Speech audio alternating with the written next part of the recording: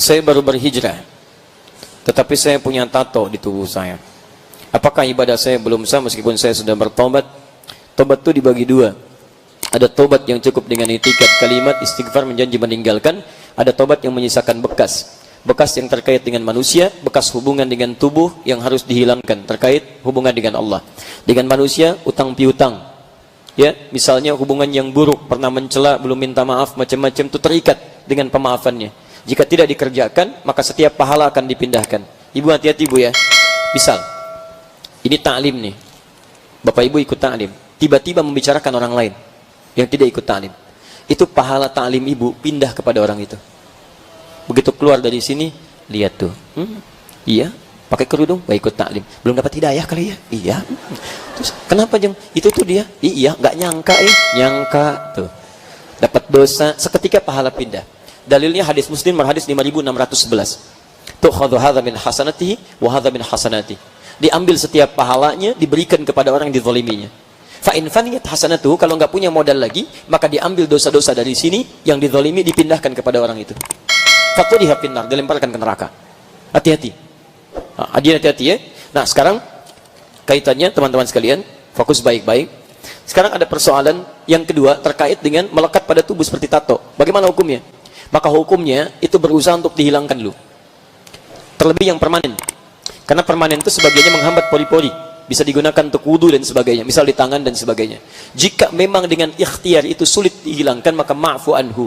Termaafkan dia, dengan tobatnya ada penerimaan di sisi Allah subhanahu wa ta'ala. Dan sah digunakan sebagai ibadah. Sepanjang dia telah berusaha untuk menghilangkannya. Jelas ya? Baik, ikhtiar itu bisa mempermudah bu.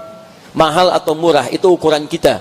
Kita tingkatkan takwa, Allah berikan jalan keluar. Perhatikan, Anda bicara mahal kaitan dengan rizki. Teruskan ayatnya. Wa may yattaqillaha, Quran surah 65 ayat 2 sampai 3. Wa may yattaqillaha yaj'al lahu makhraja wa yarzuqhu min haitsu la yahtasib. Siapa yang meningkatkan takwa kepada Allah, rizki Allah turunkan, kirimkan. Anda pikirnya sih mencari, tidak berpikir Allah memberi. Kalau kita berpikir mencari, kesusahan yang didapatkan. Kalau kita tingkatkan takwa, Allah yang berikan. Saya berikan teori rizki ya. Gak apa-apa, saya hapus dulu. Misal, agak cepat. Rizki adanya di mana? Begini ya. Kita bikin perjanjian. Kalau tidak tahu, katakan wallahu a'lam. Itu paling gampang. Ya. Jangan mengarang, karena mengarang cuma di pelajaran bahasa Indonesia. Dan waktu kita sudah mau habis, antum mengarang, habis waktu. Di mana adanya rizki? Alhamdulillah. Tanyakan pada Allah. Di mana ya Allah rizki? Allahu alam, kata Allah di Quran surah 51 ayat 22. Baik. Wa fis samai rizqukum wa ma tu'adun. Dan di langit rizki kalian telah ditetapkan. Di langit rizki telah ditetapkan. Di semua kita dijanjikan mendapat rizki. Sudah. Porsi masing-masing sesuai dengan kebutuhan hidup. Maaf. Dan tidak akan tertukar. Wa ma tu'adun, dan dijanjikan akan diberikan. Gak akan tertukar. Jadi teman-teman, afwan ya, maaf dan pemirsa dimanapun Anda berada, antum tidak ada kerjaan ngambil rezeki orang lain. Karena rezeki antum pun sudah cukup. Karena itu, lihat sini. Kalau air ini luber, air luber nih. Ya, bermanfaat tidak? Tidak. Semakin banyak yang tumpah akan dikembalikan ke bejananya. Jadi kalau Anda mencoba mengambil rezeki punya orang lain, maka Anda cuma melelahkan diri sendiri, karena yang Anda ambil akan dikembalikan kepada pemiliknya. Kalau bukan di dunia, di akhirat dikembalikan. Tapi bukan dalam bentuk uang atau semisalnya, dalam bentuk amal soleh antum diambil. Pindahkan. Ini cuma capek-capek, nggak ada kerjaan, nggak ada kerjaan. Jadi rezeki ada di mana? Di langit, dijanjikan akan diberikan. Setiap kita ada. Sekarang, maaf, kita tinggal di mana? Di bumi. Rezekinya di langit, kitanya di bumi. Bagaimana ya Allah? Maka turun ayat Quran surah kedua ayat 29, paling kanan sebelah bawah, sama-sama di kanan. Walladzi khalaqa lakum ma fil ardi jami'a. Kemudian yang di langit ini Allah turunkan ke bumi. Dia menciptakan segala yang di bumi untuk kalian, turun ke bumi. Mulai dari tanah, ada tumbuhan, ada makanan, ada macam-macam buah-buahan, antum tanam di situ jadi padi, di semisalnya, di bawahnya ada mineral, ada emas, ada tembaga, ada nikel, ada macam-macam, diolah lagi jadi masjid, jadi rumah, jadi macam-macam, cari di sini, bumi. Masya Allah. Kita tinggal di bumi, turun rezeki dari langit ke bumi. Masya Allah. Sekali lagi, kita ada di mana sekarang? Bukan di Pondok Indah. Kalau tidak tahu katakan, itu kita ada di Pondok Indah. Mbak, Pondok Indah bumi bukan? Bumi. Nah, sekarang Anda tinggal di Pondok Indah. Rizki Anda kan turun di bumi. Bumi ini kan bukan cuma di Pondok Indah. Kemang itu bumi. Depok itu bumi. Semanggi itu bumi. Bekasi bumi. Bagian planet yang agak sana. Ayo, saya orang Bekasi. Lihat baik-baik, Anda di Pondok Indah, rizki Anda di Kemang. Apa Anda tunggu-tunggu di sini supaya datang rizki? Mustahil. Anda perlu bergerak ke sini. Maka turun Quran surah kedua ayat 168.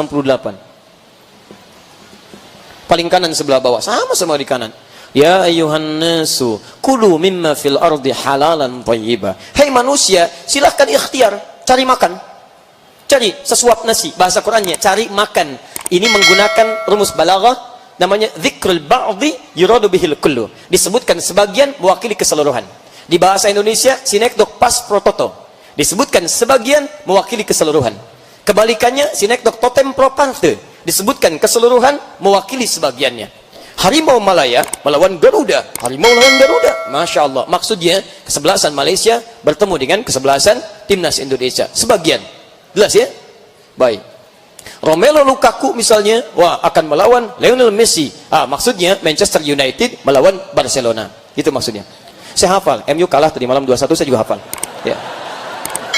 Manchester City menang 3-0, saya hafal. Cuman saya nggak nonton, nggak ada kerjaan. Sini. Nah, Anda silahkan cari, ikhtiar.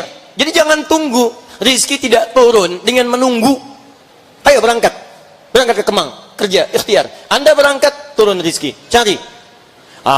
Ya Allah, saya sholat, dia tidak. Saya punya iman, dia tidak. Apakah ada perbedaan antara yang punya iman dengan yang tidak? Kalau tidak ada perbedaan, apa gunanya saya beriman ya Allah? Khusus untuk orang beriman akan dipercepat pencarian rizkinya. Di sini yang menentukan. Quran surah kedua ayat 172. Paling kiri sebelah atas. Ini ya ayuhan nas, ini ya ayyuhalladzina amanu.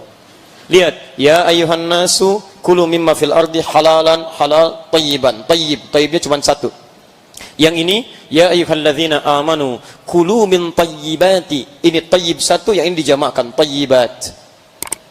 Banyak. Ma razaqnakum, kami yang berikan, bukan kamu yang lelah. Perhatikan rahasianya. Fokus Pak ya, saya mohon izin ke sini Bu ya, karena tugas laki-laki lebih banyak pencarian rezeki dibandingkan dengan ibu.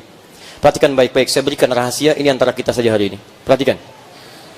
Ketika Allah menyebutkan manusia, kalimat halalnya disebut. Halalan thayyibah. Tapi ketika menunjuk orang beriman, halalnya dibuang. Ya ayyuhalladzina amanu kulu min thayyibati. Halalnya dibuang, thayyibnya digandakan. Kenapa halalnya dibuang?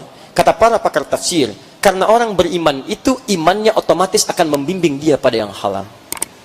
Jikalau antum selalu memikirkan yang halal, tidak pernah tergerak pada yang haram, maka ma razaqnakum, kata Allah, kami yang dekatkan rizkinya, bukan dia yang lelah kemudian untuk meraihnya. Ya nggak usah pikirkan yang haram teman-teman, tidak ada kerjaan. Kalau ada yang baik, kenapa pilih yang buruk? Yang halal, halal, halal. Maka Allah dekatkan. Apa yang didekatkan? Bukan karena banyaknya, tapi thayyibnya. Thayyib itu unsur keberkahannya. Berkah. Kalau sudah berkah, cukup, nggak akan kurang. Cukup. Tapi kalau tidak berkah, banyak pun nggak akan cukup. Makanya ketika membuka dengan nas, thayyibnya cuma satu. Thayyib satu. Kenapa? Karena ada orang ketika mencari rezeki, umumnya, maaf, manusia pada umumnya kalau tidak ada iman, itu umumnya pengen banyak. Banyak. Tapi keberkahannya sedikit. Karena itu maaf, berangkat gelap, pulang gelap, rekening miliaran, mobilnya bagus, rumah mewah, banyak. Tapi masih ngambil punya orang juga, kurang apa lagi? Masih korupsi juga. Untuk apa? Gak ada keberkahan. Dan maaf, biasanya kalau sudah nggak ada berkah, nafsu yang banyak, nafsu. Nafsu itu biasanya keinginan, bukan kebutuhan. Ingin, butuh enggak? Pak, nasi goreng Pak, malam gini enak. Ya udah, ayo, tuh depan ada. Jangan depan Pak, kebun sirih. Masya Allah, kebun sirih. Jam 10 berangkat. Kebun sirih jam 10 malam. Macet, Bang Jang. Nyampe kebun sirih, tutup. Capek, balik lagi. Capek aja. Semua dipakai enggak? Tapi kalau berkah dijamakkan thayyibat. Ketika ini dijamakkan maka keberkahan diberikan. Cukup. Ingat. Apa lawan tertawa? Nangis. Apa lawan hidup? Apa lawan kaya? Bukan. Cukup. Quran surah 53 ayat 48. Huwallazi aghna wa aqna. Dialah Allah yang menjadikan seseorang itu ya kaya atau cukup. Jadi Allah tidak ingin seorang hamba miskin. Yang miskin itu yang tidak pernah merasa cukup. Maka ketika dia akan dikeluarkan dari kemiskinan diberikan zakat. Quran surah ke-9 ayat 60. Zakat kurang infak. Quran surah kedua ayat 215. Kurang lagi sedekah. Kalau sudah dengan zakat gak keluar, infak miskin juga, sedekah miskin juga, perlu diberi apa lagi supaya keluar dari itu? Nah, jadi teman-teman sekalian, sekarang perhatikan, ini yang paling indah. Kalau antum tingkatkan keimanan kepada Allah, rizki mendekat. Mungkin bukan antum yang cari biayanya, orang lain yang fasilitasi. Yang gerakan siapa? Allah. Apalagi kalau takwa ditingkatkan, Allahu Akbar. Takwa ditingkatkan. Quran surah 7 ayat 96. Ini yang paling dahsyat. Sampai ini harus dihapus dulu. Saya masih konsisten. Quran surah 7 ayat 96. Tadi nas, manusia. Yang kedua pakai iman. Yang ketiga iman plus takwa. Lihat baik-baik. Tadi rizki ada di mana? Langit. Kita ada di mana? Bumi. Baik. Rizki turunkan ke bumi, dari langit ke bumi. Sekarang lihat baik-baik. Ini thayyib gak disebut lagi. Keberkahannya langsung disebutkan. Walau anna ahlal qura amanu iman wattaqau taqwa la fatahna alaihim barakat. Kami akan buka semua pintu keberkahan. Lihat, la fatahna alaihim barakatin minas sama, dari langit wal ard. Langit bumi dibuka. Pintu langit, pintu bumi dibuka. Kalau ini sudah dibuka, maka kemana-mana pun kita melangkah, rezeki kita didapatkan di situ. Nggak usah capek, jalan ada. Masya Allah, gajinya cuma 500.000 per bulan. Tapi Masya Allah, nggak habis dalam sebulan. Mau makan, tetangga kirim makanan. Ada buah, dikirim buah-buahan. Saya sering kisahkan kisah ini. Ketelas saya, Bu. Ketelas itu wilayah Lasem ke sana, naik ke Karangturi ke atas. Ya, itu telas itu bahasa Indonesianya habis. Jadi di Google udah nggak ketemu, habis. Anak saya ingin merawat kambing, terus kita belikan kambing lah. Sekitaran itu kita cari perawat yang baik, Masya Allah. Saya sering ulang kalimat ini, kisahnya luar biasa. Begitu saya temukan perawatnya, kehidupannya luar biasa. Mungkin boleh jadi kehidupan per bulannya cuma 100.000. Tapi saya tidak melihat rona keluhan di wajahnya.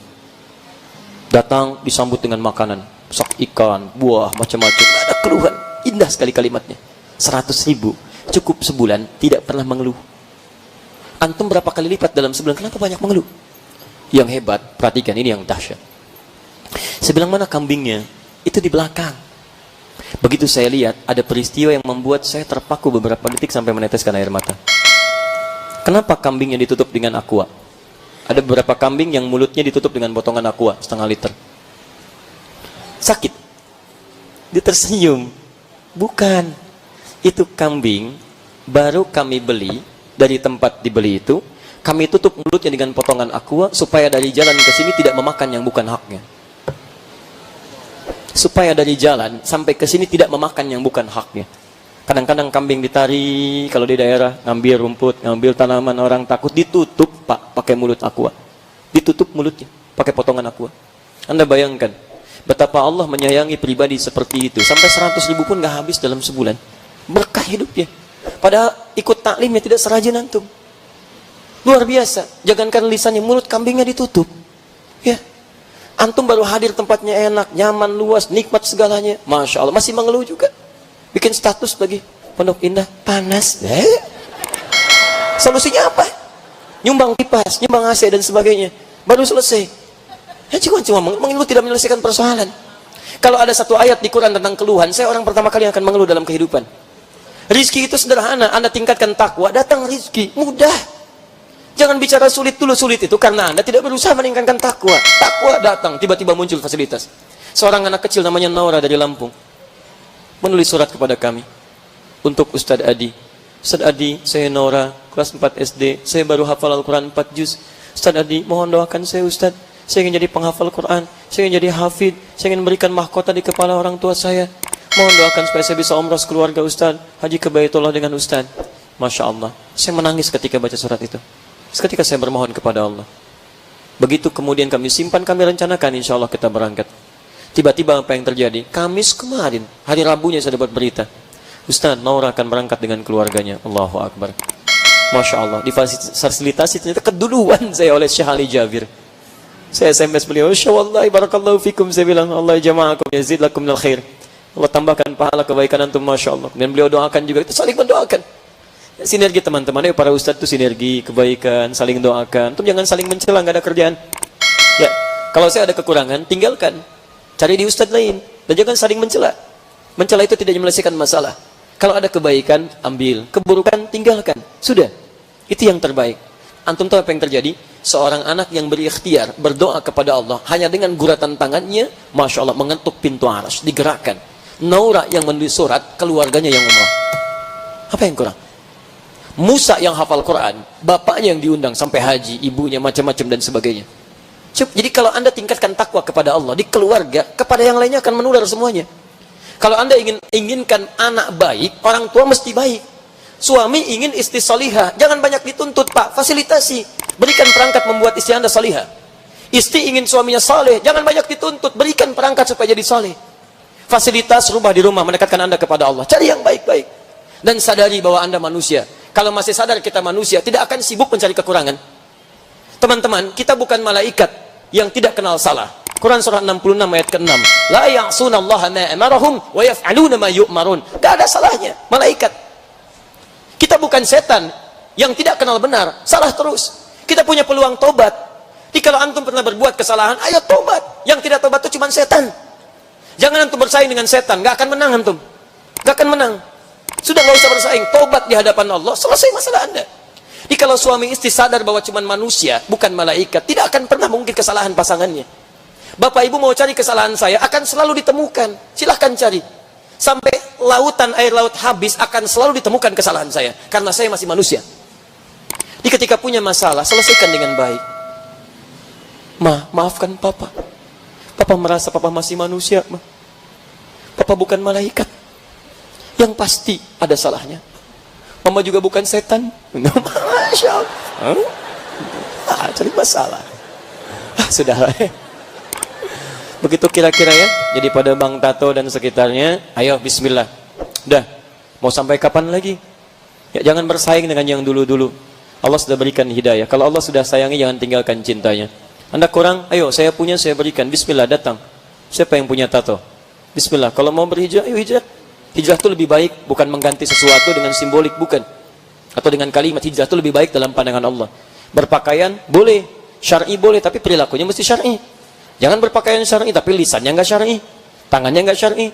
Sekarang serba syariah, alhamdulillah. Bank-bank syariah, koperasi-koperasi syariah, jilbab-jilbab syariah, alhamdulillah. Tapi tidak semua kata syariah dilekatkan kepada kalimat-kalimat.